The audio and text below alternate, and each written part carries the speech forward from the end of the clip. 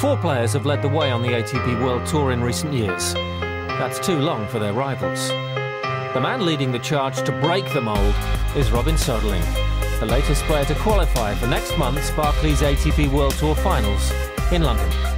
I played my first year on the tour 2003, and I really feel the difference only in 7 or 8 years. But I think that's like every sport is improving and every sport is becoming better, and all the athletes are getting better and faster and stronger, and I think it will keep on improving. Soderling has some big shoes to fill. Borg, Edberg, Wilander, Enquist. Sweden has a proud tennis tradition.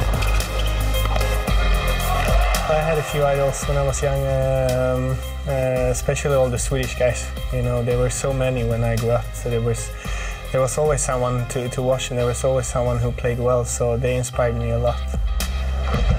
I like Thomas Enquist. His game was great, and I'd like to play like him. And I really hope that if I can play well, you know, I can inspire kids in Sweden to start playing tennis.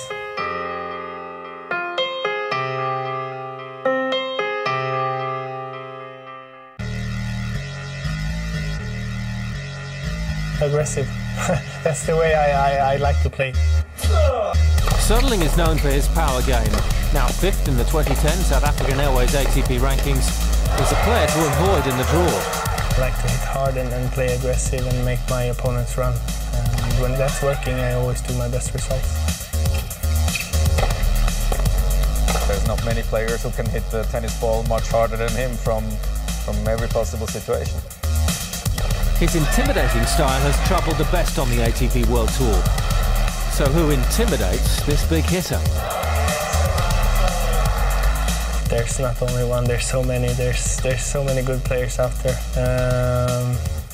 But of course, you know, I played Roger many times, and to me, he's the best player of all times.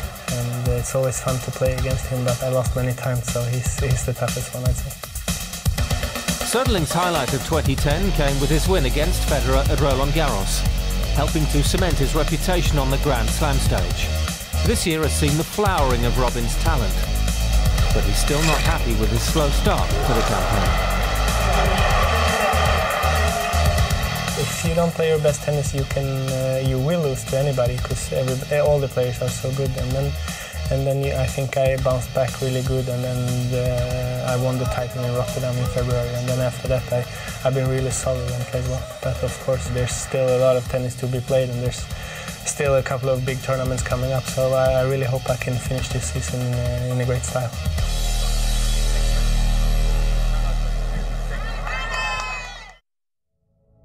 Last year, he finished the season in style, qualifying for the Barclays ATP World Tour Finals in London. He's relishing the prospect of returning to the O2. Every player dreams of qualifying for the World Tour Finals once, and I did it for the first time last year, and it was a really good experience for me. And hopefully, you know, if I can do it again, I think I learned something from last year, and hopefully I can play even better this year. You play the world's best, so every match would be a Grand Slam final, and you really have to be ready from the first match. And it was a great atmosphere. I really felt like it was a really big tournament, and it was a big crowd, and everything was good, so I really enjoyed it. He's put in the work, now to make it count. He's been improved a lot of things in his game. I mean, he's ranked 5 in the world now, but he's ready to win a Grand Slam tournament. So he's always going to be one of the favorites to win a Grand Slam. It's going to be interesting and fun to watch him play.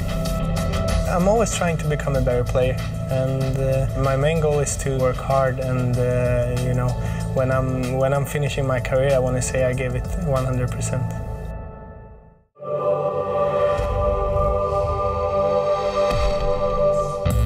Next week on ATP World Tour Uncovered, we talk to Wimbledon doubles champion and Roland Garros semi-finalist, Austria's Jürgen Melzer. And we catch up with Lucas de Louis and Leander Paes as they prepare for their 3rd straight appearance at the season-ending finale in London. Until then, don't forget to log on to atpworldtour.com for your 24/7 breaking news. See you next week.